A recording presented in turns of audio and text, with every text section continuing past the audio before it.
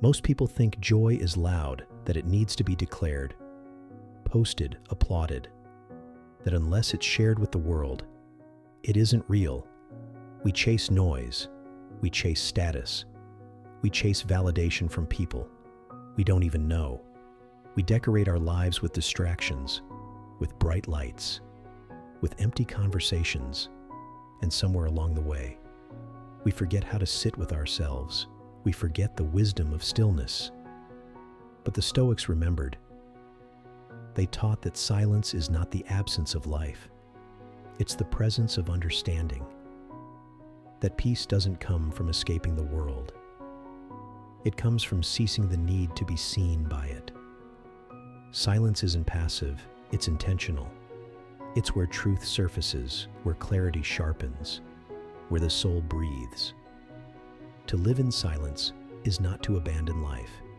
It's to reclaim it. You won't hear this in most places, because the world profits from your noise, from your scrolling, from your speaking before thinking, from your chasing before asking why. But the Stoics lived differently. They spoke little. They observed more. They didn't measure their worth in likes or titles. They measured it in alignment, in serenity, in how little could disturb them. They found joy, not in more, but in less, not in proving, but in being. Today you'll learn 10 habits inspired by that way of life. Habits that don't teach you to be louder, they teach you to be wiser. That don't decorate your life, they deepen it. Habits the modern world desperately needs, but refuses to acknowledge because they can't be sold. They can't be turned into noise.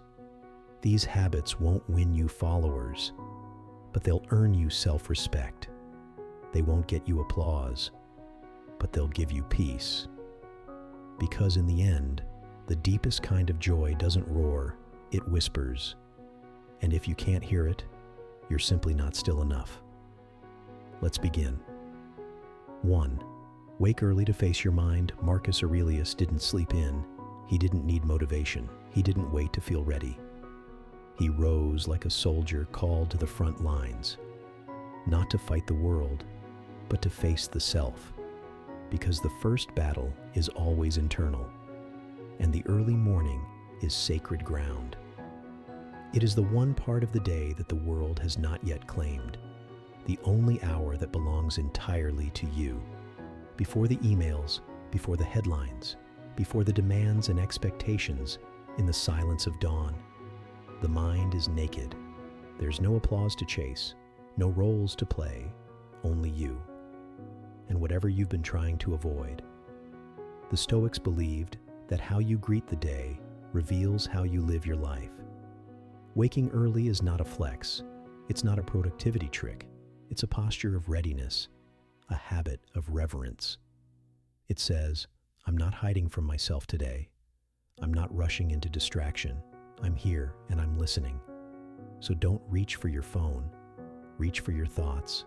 Sit with them. Write them. Interrogate them. What am I afraid to face today? What story am I telling myself? And is it true? What does it mean to live today with virtue, not just velocity? This is the real work, not the schedule, not the goals, but the silent confrontation with the soul. This habit isn't glamorous. It won't go viral, but it builds something rare in this world, clarity. Because when you rise before the noise, you stop living at the mercy of it. When you wake early to face your mind, you don't just take control of your morning, you take back your life. A quiet morning is not a reward, it's a responsibility. And in the eyes of the Stoic, it's the shield that prepares you to walk into the chaos with calm. 2. Practice negative visualization. Seneca called it premeditatio malorum, the premeditation of evils, not to wallow in dread, but to become intimate with reality. Because life will not ask for your permission to change. It will not knock before it enters with grief or loss. So the Stoic prepares, quietly, by visiting that future in the safety of the present moment each morning or night. Close your eyes and imagine a life stripped bare. The house is gone. The job has disappeared. Your loved ones, silent, your health, fragile. The world still moves, but without your guarantees. This isn't misery, it's clarity. Because when you learn to face the darkness, you learn to stop fearing it. And the strange paradox is, the more deeply you envision loss, the more brightly you see what remains. A warm meal, a single friend, your breath steady, the sunlight still falling gently against your skin. Negative visualization isn't pessimism, it's power. It's the silent rehearsal of letting go. So that when life asks you to release something, you don't break, you bow. And in that quiet bowing, you discover the rarest form of gratitude. The kind that needs no words, only awareness. Because when you truly realize you could lose everything, you finally see you already have enough. 3. Respond, don't react. Epictetus said, "It's not what happens to you, but how you react to it that matters. Because life will not always treat you gently. People will misunderstand you, overlook you, provoke you. Life will hand you moments thick with heat, moments that beg for retaliation. But the Stoic remains still. When you're insulted, pause. When you're ignored, breathe. When you're disrespected, watch the space inside you widen. Reactivity is a reflex. Response is a decision. And every time you choose to pause, to see instead of strike, you reclaim something sacred. You reclaim your freedom. The world wants you to be a puppet, pulled by offense, by pride, by the raw emotion of the moment. But Stoicism severs the strings and gives you the space to ask, what would wisdom do here? What would a free soul choose? Not everything deserves your energy. Not every comment needs an answer, and not every slight deserves your fire. Sometimes silence is the strongest reply, and sometimes walking away is the greatest mastery. This habit of stillness, this inner resistance to the pull of the ego isn't passivity, it's precision. Because when you respond instead of react, you don't just change the moment, you change yourself, and in that space, that sacred silence between stimulus and response, you don't become lesser, you become sovereign. Declutter your environment. Clean your room, not to impress a guest, not to chase a polished aesthetic, but because the external mirrors, the internal clutter is not just mess, it is noise, physical chaos that bleeds into the mind unnoticed. Marcus Aurelius wrote that a man's soul takes the color of his thoughts, but thoughts too take shape from the spaces they inhabit. Walk into a cluttered room and feel the pull. Drawers stuffed with indecision, shelves lined with distractions, corners heavy with the weight of things long forgotten. Now walk into an empty space. One chair, one table, a journal, a window of light, and feel what happens within you. The Stoics weren't minimalists because of fashion. They weren't chasing trends. They were chasing clarity. Seneca wrote, "It is not the man who has too little, but the man who craves more, who is poor." And every item in your possession is a silent craving made visible. A tug on your attention, a whisper in your mental space. You think you own your belongings. But if you cannot sit still because of them, if you clean them more than you use them, if they occupy your peace, then they own you. A Stoic declutters not to empty a room, but to make space for what truly matters. Purpose, focus, stillness. Keep what serves the mind. Keep what aligns with your virtues. Keep what adds silence, not stimulation. Because an uncluttered environment is not just a clean space, it's a sharpened mirror, where thoughts come crisp and peace is no longer buried under piles. Own less, need less, be ruled by less. A silent room is not empty, it is full of presence. And presence is where Stoicism lives. 5. Speak less, listen more. Zeno, the founder of Stoicism, once pointed out something simple. Something we overlook in our rush to be heard. We have 2 ears and 1 mouth, not by accident, but by nature's design, to remind us that we are meant to listen more than we speak. The Stoic does not fear silence. They do not fill it with noise. They do not speak to prove they know. They speak when it serves truth, and remain quiet when truth needs space to unfold. Because the more we talk, the less we learn. The world today rewards noise. Social media rewards hot takes. Meetings reward dominance. Small talk rewards volume over depth. But wisdom is not loud. It doesn't shout to be recognized. It whispers in moments of stillness. It hides in the pauses. It reveals itself when we step back and simply observe. The Stoic doesn't interrupt to win. They don't rehearse replies while others speak. They listen fully. They let silence settle. They let people finish. They let truth breathe. And in doing so, they earn trust. They sharpen perception. They hear what others miss, because most people speak to be understood. But the Stoic listens to understand. When you speak less, you invite the world to reveal itself. You catch subtleties, a raised eyebrow, a tremble in tone, a truth someone didn't know they were sharing.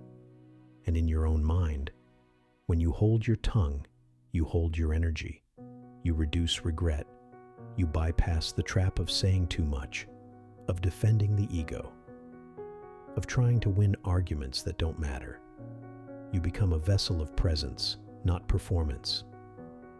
This habit, speaking less, is not silence out of fear. It is silence out of discipline, out of strength, out of the understanding that most things don't need your opinion, they need your awareness. So today, say only what improves silence. Resist the urge to prove yourself and notice what you discover when you let the world speak first.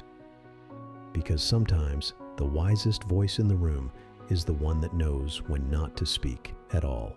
6. Journal without audience. Journaling was not a hobby to the Stoics. It was a weapon, a compass, a discipline. Marcus Aurelius did not write to be read. His words were never intended for followers or fans. He wrote in the dim quiet of his own mind, to himself, for himself, to wrestle with his thoughts, to steady the tremble of emotion, to prepare for the war within. A Stoic journal is not a diary of events. It is not a polished scrapbook of the day. It is not curated for an audience. It is not a tool of performance. It is something far more sacred. A mirror that does not lie. A battlefield where your ego is tested. A sanctuary where your soul unclenches. In the pages of a Stoic's journal, you admit what frightens you. You confess what seduces you. You name the things you resent, not because you want to be fixed, but because you want to see clearly. You write down your envy, your anger, your doubt, because when they remain vague, they control you. But when they're written in ink, you disarm them. Journaling this way doesn't make you more impressive. It makes you more honest. It removes your masks. It strips your voice of performance. It puts your deepest thoughts under the light of scrutiny. Ask yourself in the quiet of your own handwriting, why did I lash out? What am I chasing that isn't mine? Where did I betray myself today? What virtue did I abandon for comfort? And don't lie, because there's no one to impress here. This journal doesn't clap. It doesn't forgive. It only reveals this is where your philosophy sharpens, not in the quoting of wise men, but in your attempt to live like one. Because if you don't know your mind, your desires will know you, your fears will run you, and you'll be a stranger to your own decisions. So write, even if the page stays messy, even if the truth burns, even if the answers don't come. Write not to be heard, but to be exposed. Write not to inspire, but to reveal. Write not for an audience, but to anchor yourself against the storms of life. And over time, the act of facing the page becomes the habit of facing yourself, quietly, courageously, every single day. 7. Voluntary discomfort. Seneca did not dress in rags because he lacked wealth. He chose simplicity, not out of necessity, but as an act of freedom. He ate plain meals, not because food was scarce, but to remind himself that pleasure is optional and that desire must be mastered, not indulged. He slept on the bare ground, not to punish himself, but to test the limits of his own endurance. This was voluntary discomfort, a deliberate stepping into mild hardship, not to cause pain, but to claim sovereignty over his desires and fears. The Stoics believed that we are often prisoners, not of circumstance, but of craving comfort, of endless ease, of distraction that numbs the soul. Once a week, choose to do something that nudges you outside your comfort zone. Skip a meal, feel hunger, and watch how your mind reacts. Is it a storm of panic or a quiet acceptance? Take a cold shower. Let the shock wash over you. Feel how your breath catches and then learns to steady itself. Walk without headphones, without music or noise. Feel the world unfiltered. Hear the silence that is usually drowned out. This is not about punishment, nor is it a test of endurance to boast about. It is a gentle reclaiming of your power, the power to say no to convenience, the power to face discomfort without fleeing. Why?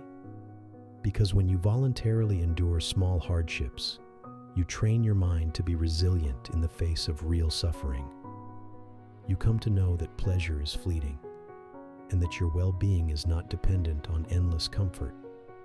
You learn that true freedom is not having what you want, but wanting less. And so your joy deepens, because it is not built on cravings, but on a calm foundation of self-mastery.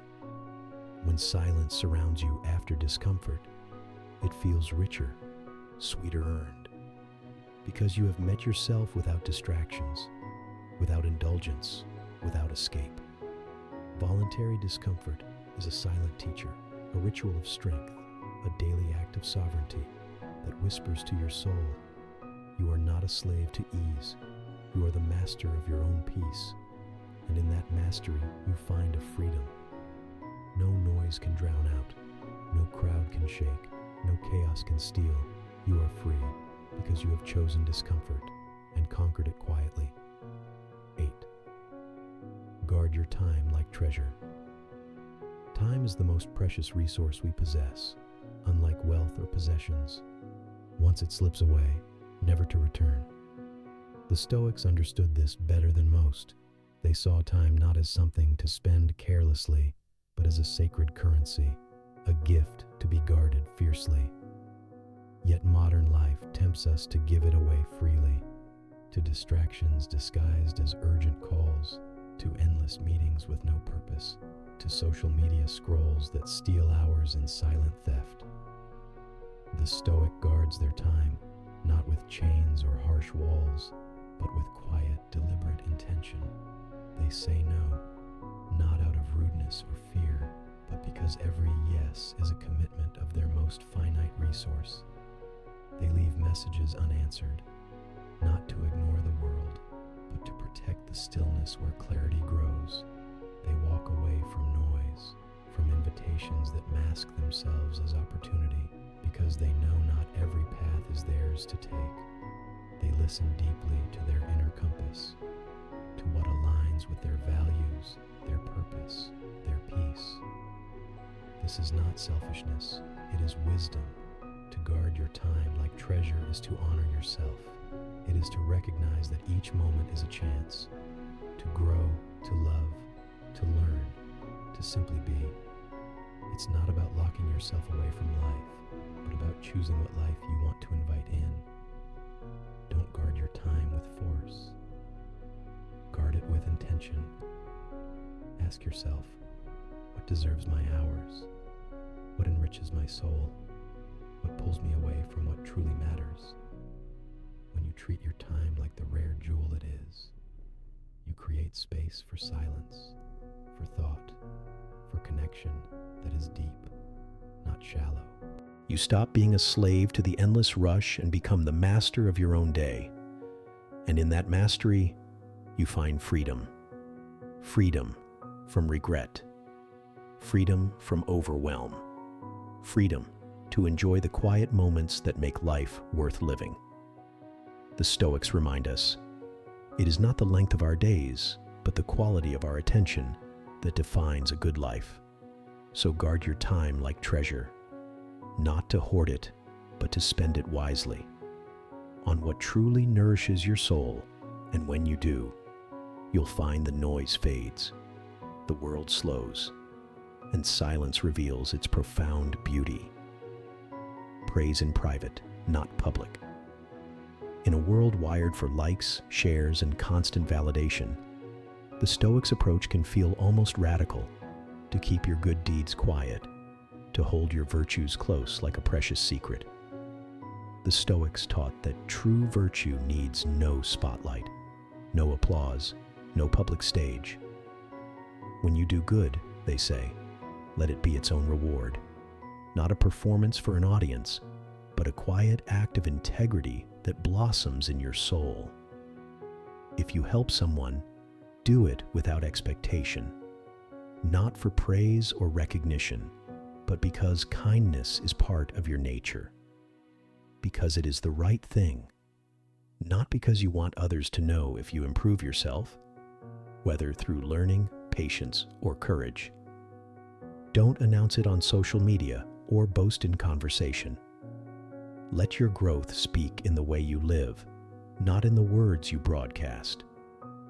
If you win or succeed, whether in career, relationships, or mastery, smile in silence. Savor that quiet victory in the depths of your being, because the joy that lasts, the joy that does not fade with time or with shifting public opinion, is the joy that comes from within. It is not noisy. It doesn't need an audience to affirm it. Public praise can be fleeting, a momentary surge of dopamine, but internal praise, self-approval grounded in honesty and humility, is like a deep river that nourishes the soul over a lifetime. This habit guards you from the trap of dependency on external validation, that constant need to be seen, liked, or admired by others. It frees you to act according to your true values, not according to what will garner applause. When you praise yourself in private, you build a fortress of self-trust, a foundation of quiet confidence. You learn to value your own judgment above the noisy opinions of the crowd, and in that silence, you discover something precious: the freedom to be imperfect and still worthy, the courage to be humble and still strong. The Stoics remind us that virtue is a flame that burns brightest in the absence of spectacle. It is a treasure meant for the soul's eyes alone. So keep your good deeds quiet, praise in private, let your soul be the witness and the judge, and you will find that true joy is not loud. It is a still, small voice whispering, "Well done, 10." Meditate on death daily. The Stoics lived with a practice both simple and profound. Memento mori. Remember death. This is not a grim fascination with the end, nor a morbid preoccupation meant to darken the day. Instead, it is a daily meditation designed to awaken the soul, to sharpen the mind, and to free the heart. To remember death is to remember life fully, clearly, without distraction or illusion. When you truly grasp the fragile thread on which your existence hangs, your words lose their excess weight. You waste less breath on gossip, meaningless arguments, or hollow complaints. Your speech becomes deliberate, precise, and filled with purpose. You forgive faster, not because you must, but because you see how little time there is to carry the heavy burden of resentment. Grudges become like chains dragging you down. Why weigh yourself with them when the days are so few? Your desires simplify. You stop craving the glittering distractions of the world, the endless scroll, the false promises of more. You find joy in the simple, the warmth of sunlight, the taste of plain food, the quiet breath between moments. This practice is a daily invitation to live with intention, to appreciate the moment you have, rather than postpone your joy or peace to some distant future. Death is not the enemy, but the great motivator. It strips away the trivial and reveals what is truly valuable: presence, love, kindness, and inner calm. In knowing you might die tonight, you begin to live without the heavy chains of fear or regret. You meet each day with gratitude, with humility, with a deep, silent joy that does not shout, but simply is. Memento Mori reminds you that everything you need to enjoy life, peace, clarity, courage, is already here. It is not found in applause, possessions, or endless noise. It lives quietly in the soul that chooses to be present, to be still, to be free. And in honoring death daily, you honor life in its fullest, richest form. A life lived in silence, not empty, but deeply alive. These 10 habits, quiet, unassuming, will not catch the eye of the noisy world. They won't sparkle in the headlines or gain instant fame. They won't bring crowds or applause, but they will leave a lasting impression where it truly matters: on your soul. In a culture obsessed with volume, with attention, with constant motion, to choose silence is an act of rebellion. To choose peace over popularity, to choose depth over distraction, to choose mastery over momentary pleasure. This path won't be easy. It asks for courage, the courage to face yourself without disguise, the courage to let go of what no longer serves you, the courage to stand firm in stillness when the world pulls you toward noise. But every step is worth it, because in silence, you meet yourself. Not the mask, not the performance, but the raw, authentic you. In stillness, you begin to live, truly live, not by rushing from one thing to the next, but by savoring the quiet moments where meaning grows. Let this truth settle within you. If this message has touched you, if these habits resonate, do not let them remain as fleeting thoughts. Live them. Breathe them into your daily life. Share them quietly with those who seek the same peace. But above all, practice them. This is not a quick fix nor a fleeting trend. This is the Stoic way, the path of resilience, clarity, and deep joy. It is not meant for everyone, for many find noise easier than silence. But perhaps, just perhaps, it is meant for you. And if so, then you have already taken the first step toward a life worth living.